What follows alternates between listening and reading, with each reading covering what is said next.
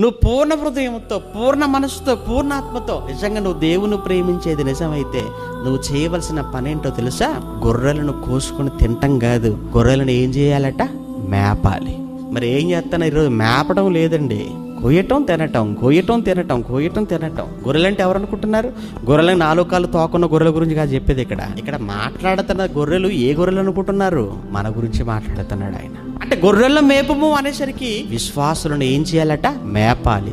దేనితో మేపాలి? ఇంతకు ఏంటి విశ్వాసులకి మేత ఏంటి? వాక్యం.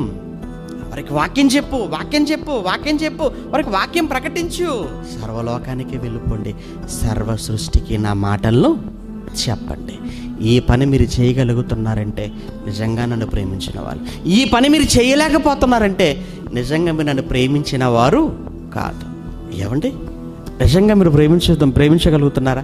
నిజంగా మీరు ఆయన ప్రేమించిన వారైతే మీరు కూడా ఏం చేయాలో తెలుసా? ఆయన గొర్రెలను మేపువారుగా ఉండాలి. ఆయన గొర్రెలు మేపటం అంటే ఆయన పిల్లలైన అనేక మందికి ఆయన గురించిన వర్తమానాన్ని తెలియచేసి అనేకులను వాక్యములో పుష్టిగా, వాక్యములో బలవంతులుగా చేయాలి.